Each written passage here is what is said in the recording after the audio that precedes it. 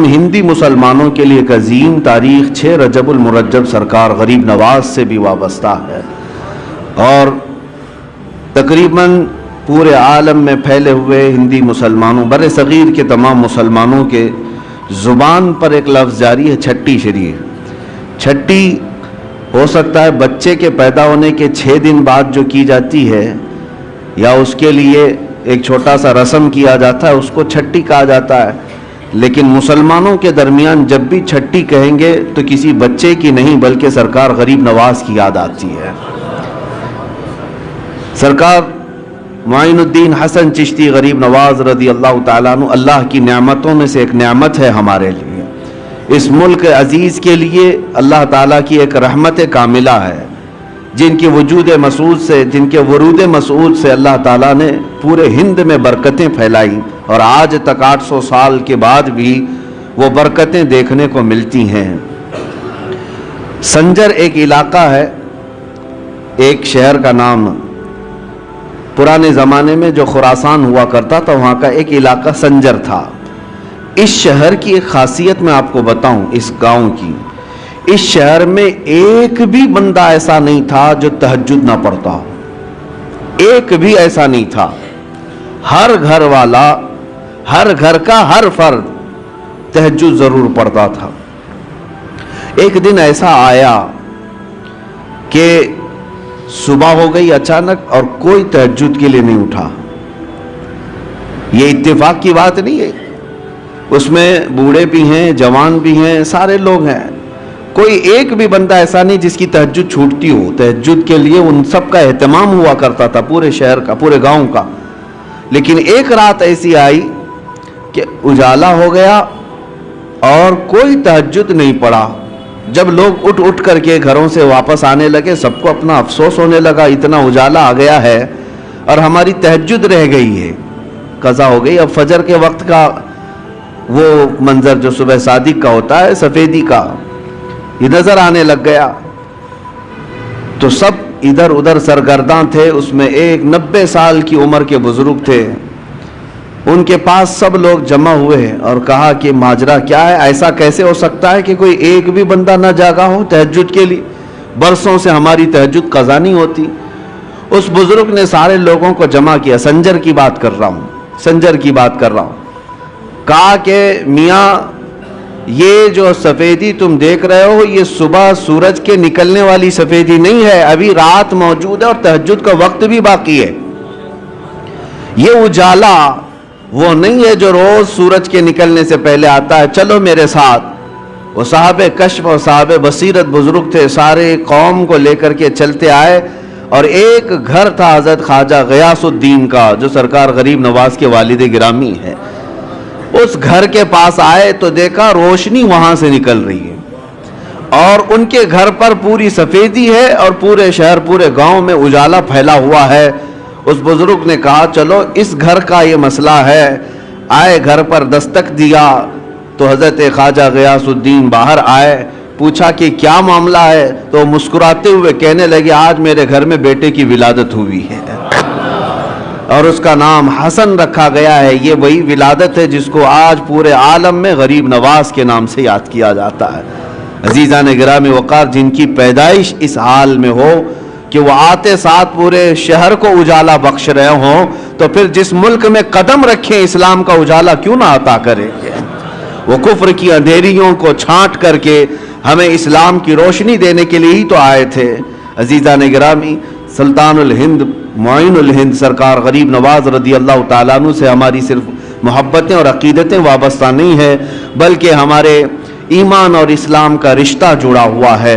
हकीकत तो बात यह है कि जितने भी सूफिया इकराम, जितने भी मशाइख, जितने भी औलिया हिंद में आए, उन सब की खिदमात अपनी जगह पर, लेकिन आज अलल ऐलान हम ये कह सकते हैं कि पूरे बर्रे सगीर के चप्पे चप्पे पर आज कलमा पढ़ने वालों को ये एहसान मानना होगा कि कलमे की तलकीन भी गरीब नवाज से हमें मिली है। सुल्तानुल हिंद सरकार गरीब नवाज रज़ियल्लाहु ताला अन्हु की बे इंतहा वसातें, मेहनतें, उनकी काविशें थी, जिसकी वजह से इस्लाम आज हर जगह यहाँ पर फैला हुआ और चमक रहा है। और इसी वजह से अब हमें ڈرنا بھی نہیں چاہیے کہ یہ غریب نواز کا پھیلایا ہوا دین ہے. ہاں ڈرنا بھی نہیں چاہیے، اس لیے کہ اس وقت کی بات جب وہ آئے تھے 6 یا 8 فقیر تھے ساتھ میں، فقراء کی ایک جماعت تھی، اور وہ دلی کی سرزمین سے ہوتے ہوئے جب اجمیر پہنچے تھے، تقریباً ہندوستانی سنی مسلمانوں کو واقعات معلوم ہے. کیا اجمیر والوں نے ان کا شاندار استقبال کیا تھا؟ کیا ان کے لیے پھول بچھا دیے تھے، ریڈ کارپیٹ بچھا دیا تھا؟ نہیں، وہ جس انداز سے اجمیر معلیٰ میں پہنچے تھے وہاں تو سخت مقابلہ تھا اور دشمنی کا سامنا تھا، حتیٰ کہ ان کو کسی درخت کے نیچے بیٹھنے تک نہ دیا جا رہا ہو، وہاں کے انا ساگر سے پانی نہ لینے دیا جا رہا ہو. ان حالات میں اگر کوئی اس زمین پر جمع رہ سکتا ہے تو وہ صرف عطا رسول ہی ہو سکتا ہے. قرآن کہتا ہے جو لوگوں کو نفع دیتا ہے زمین میں وہ برقرار رہتا ہے، اور جو جھاگ ہے وہ اڑ کر چلا جاتا ہے. جو جھاگ ہے، کچرا ہے، وہ اڑ کر چلا جاتا ہے. سرکار غریب نواز یہاں تشریف لائے تھے، کسی کا قتل اور کسی کا خون کرنے نہیں آئے تھے، وہ انسانوں کو، اللہ کی مخلوق کو نفع پہنچانے آئے، جس کی وجہ سے آج تک زمین پر وہ برقرار ہیں. وہ جہاں پر آئے وہیں پر رہے، اور وہیں ان کی خانقاہ بھی رہی، وہیں ان کا مزار مبارک بھی رہا، بلکہ برسوں تک یہ معاملہ رہا. آج تو عرس میں لوگ جاتے ہیں، عرسوں کا معاملہ آج اگرچہ بدل دیا گیا ہو، لوگ اس کو انٹرٹینمنٹ کے لیے یوز کرتے ہوں. میں سب کی بات نہیں کر رہا، کچھ لوگ کمائی کے لیے، کچھ لوگ دھندے کے لیے. عرس اس لیے نہیں ہوتا تھا، بلکہ اولیاء اکرام کے جو عرس ہوتے تھے اس میں غیر مسلم بھی آتے تو اسلام قبول کر کے جاتے تھے. ان کی سیرتیں بیان ہوتی، ان کے کرامات کا ذکر ہوتا، اور ان کے خانقاہ پر پھر وہ اوراد و وظائف پڑھائے جاتے جو ان کی زندگی میں ہوتے تھے. تو جتنے دور دراز سے آئے ہوتے وہ اپنے دلوں کو صاف کر کے جاتے. کافر ہو تو ایمان لائے، گنہگار ہو تو توبہ کر کے صالح مسلمان بن کر کے جاتا. برسوں تک میں یہ بات اس لیے عرض کر رہا ہوں کہ وہ قبر میں جانے کے بعد بھی لوگوں کی اصلاح آج بھی کر رہے ہیں. قبر میں چلے گئے لیکن جو قریب آتا ہے وہ توبہ کر کے جاتا ہے، اپنے گناہوں سے سچی توبہ کر کے وہاں سے نکل رہا ہے. اور ایک دو نہیں، ہزاروں کے واقعات اس طرح ہے. کرامات اپنی جگہ پر، کسی کو بچہ مل جائے، کسی کو روزی مل جائے، کسی کو کچھ مل جائے، یہ اپنی جگہ پر. لیکن میں سمجھتا ہوں غریب نواز کے دربار کی سب سے بڑی کرامت یہ ہے کہ بے ایمانوں کو ایمان مل جاتا ہے اور گنہگاروں کو سچی توبہ مل جاتی. یہ سب سے بڑی کرامت ہے. عزیزان گرامی وقار، آپ کا آنا ہندوستان اس طرح سے نہیں ہے جیسے بادشاہ لوگ یہاں پر آئے. تیمور آیا یا پھر علاء الدین خلجی کی بات ہے، احمد شاہ ابدالی کی بات ہے، جن کے ذکر سے لوگ آج پریشان بھی ہوتے ہیں. بہت سارے بادشاہ آئے. وہ زمانہ ہی ایسا تھا کہ جہاں جہاں بادشاہ لوگ اپنے فوج کو لے کر کے جاتے، علاقے کے علاقے فتح کرتے ہیں. اب وہ آج بیٹھ کر کے اس کو ظلم اور انصاف کی تاریخ میں رنگنا یا پھر اس کے لیے کمپیئر کرنا، یہ ایک الگ بیوقوفی کی بات ہے. وہ دور ایسا تھا کہ زمین جس کی ہے جو طاقت کے ساتھ استعمال حاصل کر لے، اس طرح سے معاملہ چلتا تھا. آج کے دور کی طرح نہیں ہے. جبکہ یہاں ہندوستان کے جو راجے مہاراجے تھے تو کیا وہ ماں کے پیٹ سے زمین لے کر کے آئے تھے؟ وہ بھی قبضہ ہی کیے تھے. ادھر ادھر جاتے تھے اپنی فوج کو لے کر کے، جتنا حصہ ان کے حصے میں آ جاتا اس پر قبضہ کرتے تھے. لیکن یہ سارے بادشاہ جتنے بھی آئے، ہو سکتا ہے زمینوں کو قبضہ کیا ہو، تخت پر قبضہ کیا ہو. غریب نواز اس طرح سے نہ قبضہ کرنے آئے تھے نہ زمین لینے آئے تھے. مجھے بتاؤ، اگر زمین ہی لینے آئے تھے تو سرکار غریب نواز کا محل کہاں ہے؟ سرکار غریب نواز کی پراپرٹی اور جائیداد کہاں رہ گئی؟ ان کی کھیتی باڑیاں کہاں ہیں؟ کچھ نہیں ہے سوائے اس مزار مبارک کے حجرے کے. غریب نواز کے پاس کچھ نہیں تھا، بلکہ آپ کے پاس جو جبہ تھا جو پہنتے تھے 16 کلو کا ہو گیا تھا. 16 کلو کا جبہ ہوتا ہے کوئی؟ کیوں 16 کلو کا ہو گیا؟ ایسا نہیں ہے کہ 16 کلو اس میں موتی تانبا ہیرا سب لگا دیا گیا تھا، بلکہ اتنے سالوں سے اس پر پیچ پر پیچ لگاتے چلے گئے، پیوند پر پیوند، تو جبہ بڑھتا بڑھتا وہ 16 کلو کا ہو گیا تھا. سوائے اس کے ان کے پاس کیا رہا؟ عزیزان گرامی، میں یہ آج ان کے لیے کہہ رہا ہوں جن خبیثوں نے میرے سرکار غریب نواز کی شان میں توہین کی اور کہا تھا کہ جس طرح اکروچ کرنے والے، ظلم کرنے والے، ہڑپنے والے یہاں آئے، اسی طرح معین الدین چشتی بھی آئے. ان ظالموں کو تاریخ پتہ نہیں ہے، تاریخ پتہ نہیں ہے. سرکار غریب نواز زمینوں کو فتح کرنے کے لیے نہیں بلکہ دلوں کو فتح کرنے کے لیے آئے تھے، اور انہوں نے وہ کر دکھایا ہے، اور وہ بھی تلوار کے زور پر نہیں، اپنے اخلاق کے زور پر کر دکھایا ہے.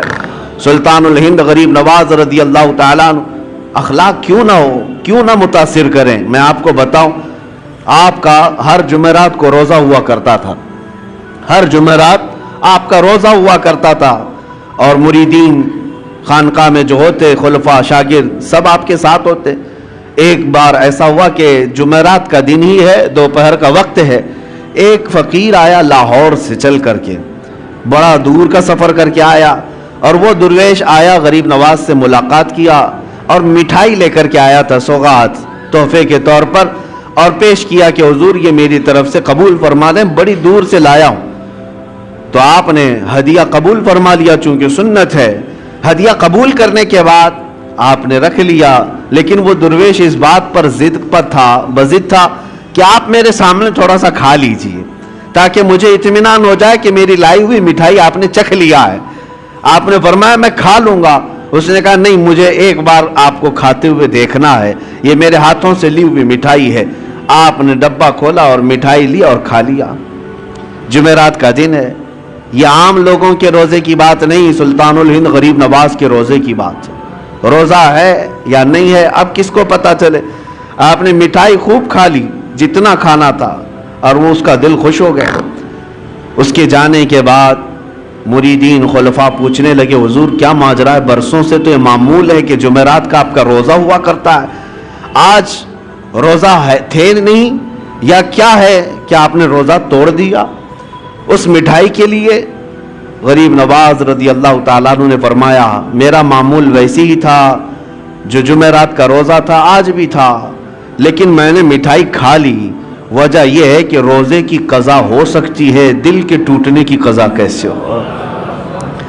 اس کا دل اگر ٹوٹ جائے، میرا تو روزہ نفل تھا، فرض روزہ نہیں ہے، نفل روزہ ہے، ٹوٹے گا تو پھر میں قضا کر لوں گا.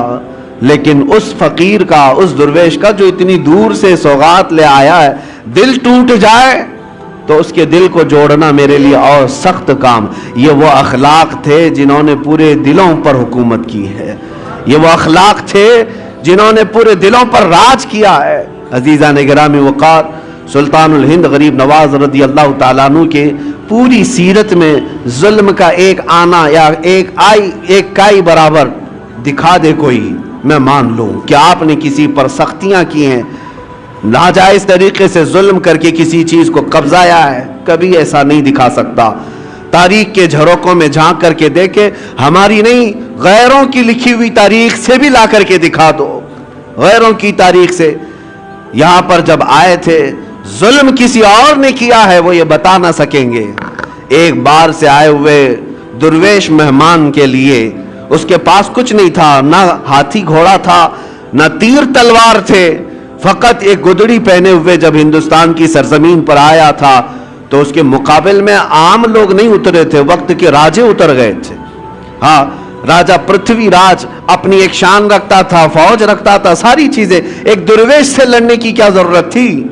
ایک فقیر جو کوئی تلوار نہیں رکھتا، کوئی ہتھیار نہیں رکھتا، راجہ کو اس کے مقابل میں اترنے کی کیا ضرورت تھی؟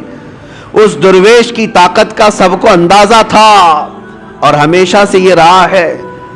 اسلام کے متعلق یہ تاریخ یاد رکھو، ستیزہ کار رہا ہے ازل سے تا امروز، شرار ابو لہبی سے چراغ مصطفی. ہمارے ہاں کبھی بھی کوانٹیٹی نہیں دیکھی گئی ہے، ہمارے ہاں صرف کوالٹی پر ہی دار و مدار ہوا کرتا ہے. سرکار غریب نواز رضی اللہ تعالیٰ عنہ درویش گدڑی پہنے چند فقیروں کے ساتھ آئے، لیکن مقابلہ کرنے کے لیے پوری فوج کھڑی ہے، سپاہی ہیں، بادشاہ ہے. اتنے پر بس نہ ہوا تو جادوگر بھی لائے گئے.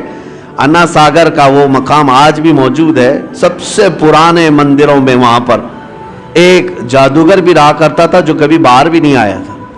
اور اس کے بعد جب اس تک بادشاہ راجہ کی یہ بات پہنچائی گئی کہ ایک درویش ایسا آیا ہے جو چمتکار پہ چمتکار کرتا ہے اور لوگ اس کے دیوانے ہوتے چلے جا رہے ہیں، آپ کچھ اس کی روک تھام کے لیے کریں۔ اس نے تقریباً 300 یا 500 پجاریوں کو بلایا، سب کو منتر دیے، کہا کہ ہم اس کا مقابلہ کریں گے۔ یہ میں آپ سے اس لیے عرض کر رہا ہوں کہ ہمیشہ تاریخ کو یہ دیکھتے آئیں حق و باطل کا مقابلہ، اور اللہ تبارک و تعالی حق کو ہمیشہ غالب رکھتا ہے۔ ایک درویش کے مقابل کے لیے 300 یا 500 لوگوں کو منتر دیے گئے، پڑھائے گئے، ٹریننگ کی دی گئی، اور اس کے بعد اسی پہاڑی کے دامن میں آپ کو بلایا گیا۔ آپ کے آنے سے پہلے وہ سب لوگوں نے دیکھا نہیں تھا کون آنے والا ہے، عام مقابلوں کی طرح اس مقابلے کے لیے بھی تیار تھے، جادو ٹونے کے ذریعے سے آنے والا کون ہے کسی کو پتہ نہیں تھا۔ لیکن جب سلطان الہند غریب نواز عطائے رسول ہیں، چہرے پر میرے مصطفیٰ کی وجاہت موجود ہے، نور ٹپکتا تھا پیشانی پر، جب آپ تشریف لائے، جب وہاں پہاڑیوں کے دامن میں قریب آئے تو بڑے سادھو نے کہا کہ اپنے منتر پڑھنا شروع کر دو تاکہ اس پر اب اثر شروع ہو جائے۔ عجیب حالت ہے کہ ہم نے تاریخ میں دیکھا کہ وہ 300 کے 300 دوڑتے ہوئے گئے، لا الہ الا اللہ، لا الہ الا اللہ، لا الہ الا اللہ، یہ کرتے ہوئے ان کے قریب آئے، اور اس کے بعد سرکار غریب نواز رضی اللہ تعالیٰ عنہ کے قدموں میں وہ گرے۔ آپ نے سب کو اٹھایا جو برسوں سے کسی جاپ میں تھے لیکن وہ مریدین کے حلقے میں شامل ہوئے۔ اس وقت جو بڑے بڑے لوگ جادو والے تھے انہوں نے یہ اعلان کیا کہ یہ جادوگر نہیں ہے جس سے ہم مقابلہ کر رہے ہیں، جادو کا معاملہ الگ ہوتا ہے، اس کے پاس جو زبان ہے وہ کوئی اور ہے جو دلوں کو بھی خرید لیا کرتی ہے۔ عزیزان گرامی وقار، مقابلے تو ہوتے رہے، وہ تنہا رہے، لیکن اللہ رب العزت کی ذات پر توکل اور یقین ایسا تھا۔ آپ کو میں ایک بات بتاتا ہوں، یہ وہ دور تھا جب آپ ہندوستان آ رہے تھے، شہاب الدین غوری اس نے کئی مرتبہ حملے کیے تھے پرتھوی راج کے ساتھ اور کئی راجاؤں کے ساتھ، لیکن شکست کھا کر کے جاتا تھا۔ آپ سرکار غریب نواز تشریف لا رہے تھے، وہ شکست کھائے ہوئے جا رہا تھا، تو نظر پڑی یہ فقیروں کے قافلے پر کہ یہ کہاں جا رہے ہیں، تو سرکار غریب نواز نے پیغام بھیجا بادشاہ وقت کو، اور اس کے سپاہی ہاتھی گھوڑے ہتھیار سب لے کر جا رہے۔ آپ نے پیغام یہ بھیجا کہ ہم ہندوستان فتح کرنے جا رہے ہیں۔ کون لوگ؟ 8 فقیر لوگ۔ سرکار غریب نواز یہ کہہ رہے ہیں کہ ہم ہندوستان فتح کرنے جا رہے ہیں، اور ادھر کی فوج شکست کھا کر جا رہی ہے پورے ہاتھی گھوڑے ہتھیار کے ساتھ۔ تو وہ ایک کہکہا لگایا کہ یہ گدڑی پہنے ہوئے درویش بات کہہ رہے ہیں ہندوستان فتح کرنے کی، کیا دیکھتے نہیں ہمارے پاس کتنی بڑی فوج ہے، کتنی بڑی طاقت ہے، کیا کیا ہتھیار سے ہم لیس ہیں۔ تو سرکار غریب نواز نے فرمایا بات یہی ہے، فرق یہی ہے کہ تم جب بھی جاتے ہو یہ ہاتھی گھوڑے اور ہتھیاروں پر بھروسہ کر جاتے ہو، معین الدین اللہ کے بھروسے جا رہا ہے، اللہ ہمارے ساتھ ہے۔ اور تاریخ نے آج دیکھ لیا جو اللہ پر توکل کر کے آیا تھا، 800 سال گزر گئے، کرسی ابھی ہلنے کا نام نہیں لیتی، آج تک وہ حکومت قائم ہے، دلوں پر قائم ہے، دلوں پر قائم ہے۔ عزیزان گرامی وقار، ہم تو ہم ہیں، غیر بھی ان کو سلطان الہند کہتے ہیں۔ سرکار غریب نواز رضی اللہ تعالیٰ عنہ کی عظمت کو آج تسلیم کرتے ہیں۔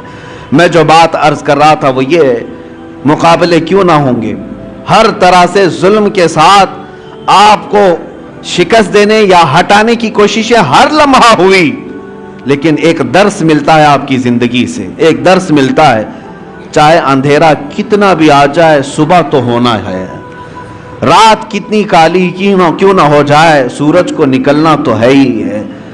اس لیے میرے عزیزو، زندگیوں میں اگر کبھی کٹھنائیں آئیں، مصیبتیں آئیں، مشقتیں آئیں، تو ایسا نہیں کہ زمین چھوڑ کر بھاگ جائیں یا ہا ہو کر کے اپنے آپ کو بے قابو کر لیں، بے صبرا پن دکھائیں، نہیں، تھوڑی دیر انتظار کریں۔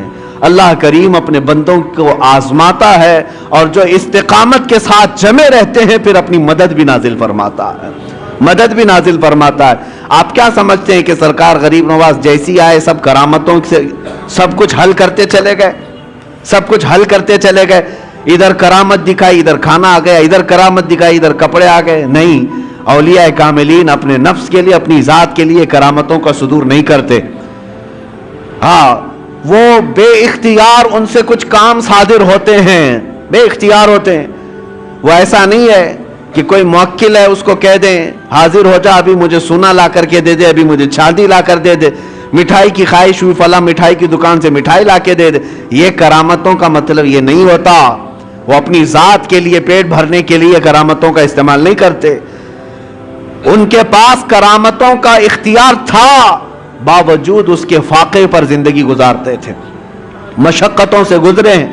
آپ کو پتہ ہے آپ کے ایک صاحبزادے خواجہ حسام الدین رحمت اللہ تعالی علیہ بچپن میں مدرسے سے پڑھ کر کے آ رہے تھے، اور بھی طلبہ تھے، کسی استاد کے پاس پڑھ کر کے آ رہے تھے، بیچ راستے میں ان کو چکر آ گیا اور گر گئے۔ دوستوں نے اٹھایا، کہا حسام الدین کیا بات ہے؟ کہا 2 دن سے ہم کھانا نہیں کھائے، سرکار غریب نواز کے بیٹے ہیں، کھانا نہیں کھائے، بھوک کی شدت ہے کہ آج کمزوری آ گئی، گر گئے۔ تو وہ دوستوں نے پوچھا کیا آپ نہیں کھائے؟ تو آپ کے والد کہا وہ پچھلے 8 دن سے تو فاقے میں ہیں، وہ روزہ رکھتے ہیں، دن میں شام میں پانی پی لیتے ہیں، ان کا تو فاقہ اور ہے۔ بیٹے نے صرف اتنا کہا دوستوں سے، سب گئے اپنے اپنے گھروں میں جا کر کہنے لگے کہ آج تو بڑا غضب ہوا، ہم نے سلطان الہند معین الدین حسن چشتی رضی اللہ تعالیٰ عنہ کے بیٹے کو فاقے میں گرتے ہوئے دیکھا، اور انہوں نے بتایا کہ ان کے گھر میں فاقہ چل رہا ہے۔ جب بچوں نے یہ بات پہنچائی اپنے والدین سے تو شام سے پہلے جتنے متعلقین تھے سب بڑے بڑے طبق کھانے کے بھر بھر کر کے خانقاہ پر لے آئے۔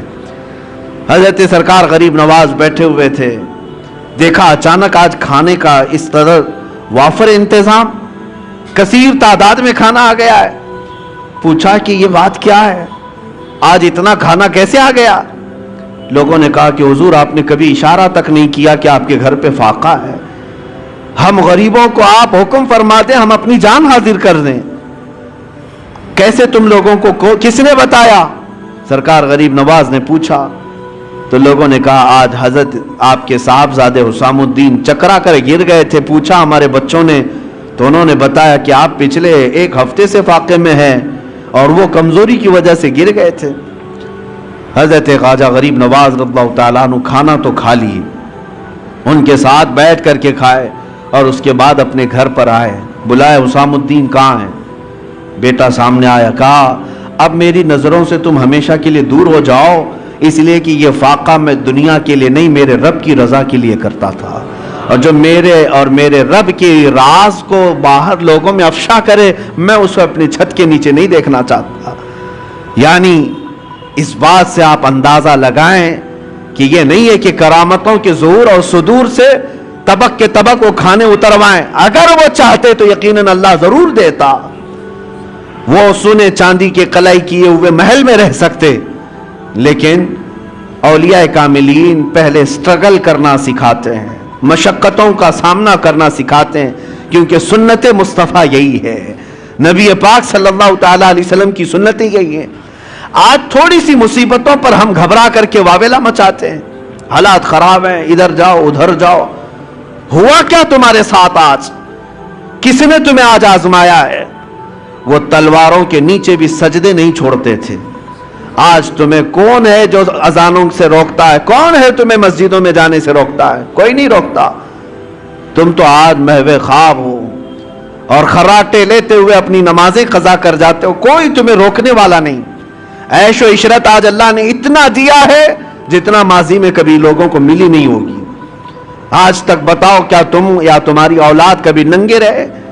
کیا کوئی رات ایسی ہو کہ مجبوری کی وجہ سے یا بے سر و سامانی کی وجہ سے تم بھوکے سو گئے ہو؟ نہیں، اپنی پسند سے ہو سکتا ہے کوئی بھوکا سو جائے، لیکن غربت کی وجہ سے بھوکا سوئے کوئی آج بہت مشکل نظر آتا ہے۔ سب کو اللہ آج کھلا رہا ہے، سب کو پلا رہا ہے، سب کو پہنایا ہے، ساری نعمتیں ہمارے پاس ہے، لیکن اسلام کو جو ہم نے اجنبی بنا رکھا ہے اپنے گھروں میں، یہ بہت حیرت کی بات ہے، یہ بہت حیرت کی بات ہے۔ جس اسلام کا نام ہمیں عزت دیتا ہے، جس مصطفیٰ کی نسبت ہمیں عزت دیتی ہے، اسی اسلام کو ہم نے آج اجنبی بنا کر رکھا ہے۔ اجنبی کا مطلب کیا ہے؟ ہم اسلام زندہ باد کے نعرے سڑکوں پر لگا سکتے ہیں، اپنے گھر میں لگاؤ، اپنے گھر میں اسلام کو زندہ کر کے دکھاؤ۔ تم اپنی بیٹیوں پر اسلام کو پسند کرتے ہو؟ کیا تم اپنی بیویوں پر اپنی بہنوں پر اسلام کو پسند کرتے ہو؟ اگر اسلام کو پسند کرتے تو ان کا حجاب کیوں آج نکل گیا؟ ان کا پردہ کیوں نکل گیا؟ گویا کہ ہم اسلام کو صرف مسجدوں میں پسند کرتے ہیں، باہر شادی محل میں جا کر کے دیکھیں، ہال میں، وہاں کوئی اسلام نہیں ہے۔ اسلام کو پسند ہی نہیں کرتا مسلمان، اجنبی بنا رکھا ہے۔ اپنے برتنوں پر، اپنے دسترخوانوں پر کیا اسلام کو پسند کرتے؟ اگر تمہیں اپنے کھانے میں بھی اسلام پسند تھا تو یہ کیا ہے کھڑے کھڑے قطاروں میں جو کھاتے ہیں؟ کیا یہی اسلام ہے؟ اگر تمہیں اپنے لباس میں اسلام پسند تھا تو ذرا اپنے اوپر جھانک کر کے دیکھ لیتے۔ اپنے چہرے پر اگر اسلام پسند تھا آئینے میں جا کر دیکھ لیتے۔ ہم نے خود اجنبی بنا دیا ہے اسلام کو اپنے گھروں میں، اور ہم بات کرتے ہیں اسلام کے لٹنے کی کہ اسلام کو فلاں لوٹ رہا ہے، اسلام کے اوپر فلاں جو ہے ظلم کر رہے ہیں۔ خود اپنوں کا جو ظلم ہے اس کا کیا ہے؟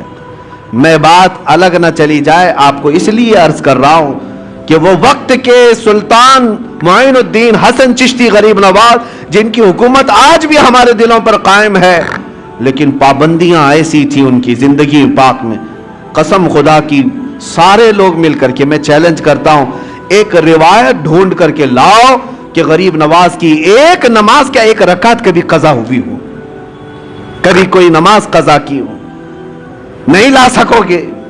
ان کی زندگی بھر کی عبادتیں، اور پھر حد تو یہ ہے، میں نے ایک بات پڑھی تھی مجھے بہت حیرت ہوئی، رجب المرجب کے یہی 6 تاریخ کو آپ کا عرس مبارک ہے، پہلی رجب کو آپ اپنے خانقاہ میں اندر چلے گئے تھے، حجرہ بند کر لیا تھا، کھڑکیاں بھی بند، کسی کو اندر آنے کی اجازت نہیں تھی، آپ اکیلے تھے، اور اللہ اللہ اللہ کی آوازیں آتی رہی۔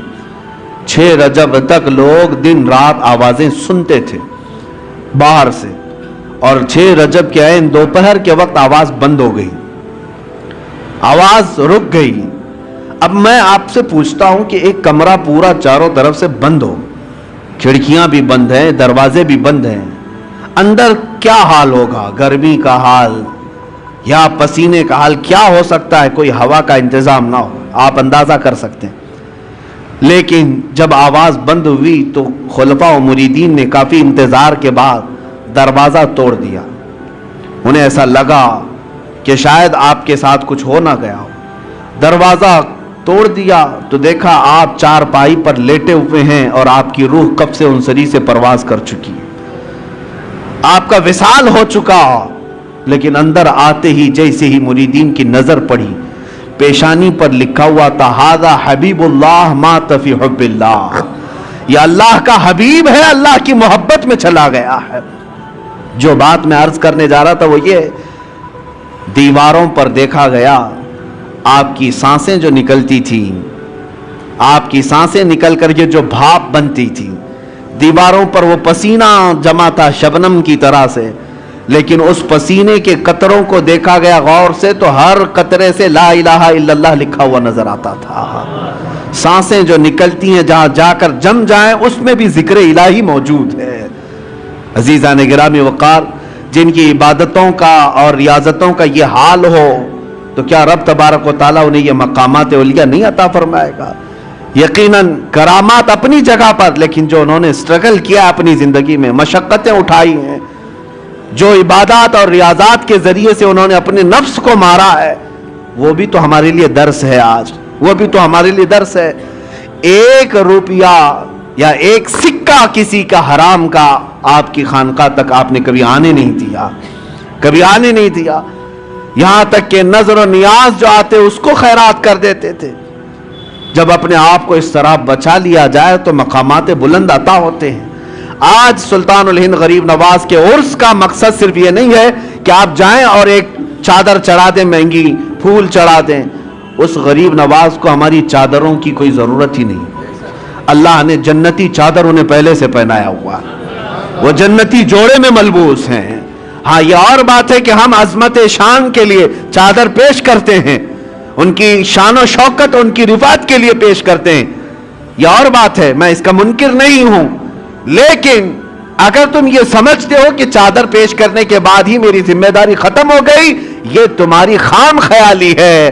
اصل مسئلہ ان کے دربار میں چادر پیش کرنے کا نہیں، اصل مسئلہ یہ ہے جاؤ تو اپنا دل ان کے قدموں میں رکھ کر کے آ جاؤ اور عرض کرو کہ اب میں زندگی اپنی مرضی سے نہیں، آپ کے اشاروں سے جینا چاہتا ہوں۔ آپ کو پتہ ہے آپ جب سفر سے آ رہے تھے مدینہ طیبہ سے اجمیر، بیچ میں ایک علاقہ آتا ہے سبزہ-وار، یہ آج کے ایران میں ہے، اور وہاں پر آپ کا قیام ہوا ایک باغیچے کے پاس، اور وہ بہت خوبصورت باغیچہ تھا، اس کے اندر ایک حوض تھا۔ یہ باغیچہ اور حوض وہاں کے حاکم کا تھا، اس وقت کا جو حاکم تھا، بڑا ظالم آدمی، لوگوں کا مال اتنا لوٹتا تھا کہ لوگ پریشان تھے، ہفتہ وصولی والا سسٹم، اور پھر اسی کا اس کا ایسا ظلم تھا کہ کوئی باغیچے میں اجنبی نہ آئے۔ اتفاق ایسا کہ سرکار غریب نواز وہیں پر قیام کیے، اور آپ کی نماز کا وقت آیا تو اس حوض سے آپ وضو کرنے چلے گئے، تو وہاں پر جو پہرے دار تھے انہوں نے کہا، منع کیا کہ یہ حاکم سبزہ-وار کا ہے، آپ مت آئیے، اگر اس کی نظر پڑ گئی تو بہت سختیاں کرے گا۔ حضرت سرکار غریب نواز نے فرمایا، میں عبادت اللہ کی کر رہا ہوں اور اللہ میرے ساتھ ہے۔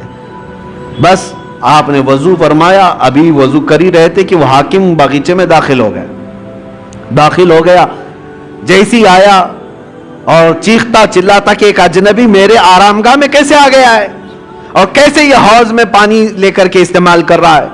سرکار غریب نواز نے اس کی طرف کوئی توجہ نہ فرمائی، کوئی توجہ نہیں، وہ دندناتا ہوا قریب آیا، آپ نے پورا وضو فرمایا، وضو کرنے کے بعد اپنے قطرے چھڑک دیے اور پھر اس کی طرف ایک جمالی نظر ڈالی، اور وہ حاکم سبزہ-وار دیکھتا رہ گیا اس حسین صورت کو۔ جو کرنے آیا تھا وہ کچھ اور کام تھا، لیکن قدموں میں گر کر کے توبہ کرنے لگ گیا۔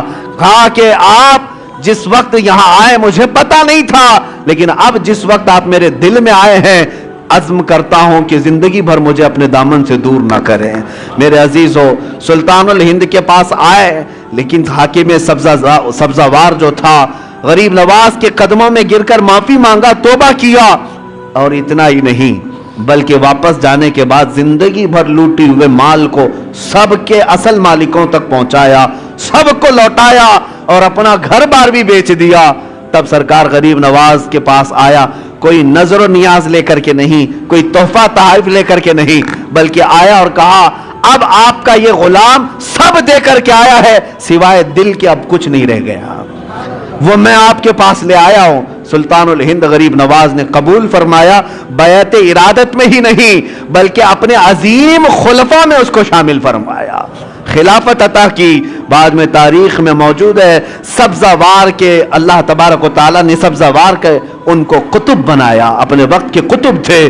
کہاں ظلم و ستم کی داستان رکھنے والا، کہاں قدموں میں آ کر کے دل دینے والا اللہ کی ولایت حاصل کر جاتا ہے۔ میں یہی عرض کرنا چاہتا ہوں، تم تحفے تحائف اپنی جگہ پر جاؤ، اپنا دل قدموں میں رکھ کر کے آؤ، عرض کرو کہ سرکار مجھے اپنے ساتھ لے لیں، آپ ایک اشارہ فرمائے میرے دل کی اصلاح ہو جائے۔ پھر اگر غریب نواز قبول فرما لیں، یقیناً زندگی کی کایا ہی پلٹ جائے گی، ایک نیا انقلاب دیکھنے کو ملے گا۔ اللہ کریم اس آستانے کو سدا سلامت رکھے۔ اجمیر معلیٰ کے فیوز و برکات اللہ تعالی ہماری نسلوں کو صبح قیامت تک عطا فرمائے۔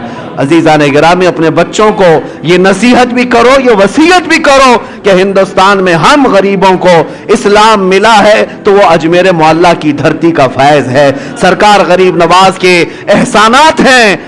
اس لیے کہ انٹرنیٹ کا زمانہ ہے، ڈیجیٹل زمانہ آنے والا ہے، کل کو چل کر کے کوئی ٹائی سوٹ بوٹ والا کوئی آئے اور کہہ دے کہ ہم نے اسلام پھیلایا ہے، تو ہمارے بچے تو گوگل والے ہیں، ہمارے بچے تو گوگل کے شاگرد ہیں، ان کو یہی نہ لگنے لگ جائے کہ سارا اسلام گوگل سے پھیلا ہے۔ اس لیے بچوں کو یہ سمجھاؤ، گوگل ہو کہ پوگل ہو، یہ بہت زمانے کے بعد کی بات ہے۔ سلطان الہند غریب نواز اس وقت اسلام پھیلا رہے تھے جب تو تار کا بھی سسٹم نہیں تھا، جب ٹیلی فون کا بھی معاملہ نہیں تھا، لیکن اپنی مختصر سی زندگی میں 90 لاکھ لوگوں کے دلوں میں اسلام کو روشن فرمایا۔ وہ ان کا احسان ہے اور یہ احسان صبح قیامت تک رہے گا۔ اللہ کریم سرکار غریب نواز کے دربار سے ہم سب کی نسبتوں کو ہمیشہ سدا قائم رکھے۔ عرض یہی کرتا ہوں اس غریب نواز کے دربار میں کہ ہماری سلامی وہاں تک پہنچ جائے، جمعہ میں یہاں بیٹھے ہوئے ہر عاشق کو مولا اجمیر کی حاضری قبول فرما لے۔ خواجہ ہند وہ دربار ہے اعلیٰ تیرا، کبھی محروم نہیں مانگنے والا تیرا۔ وآخر دعوانا الحمدللہ رب العالمین۔ السلام علیکم۔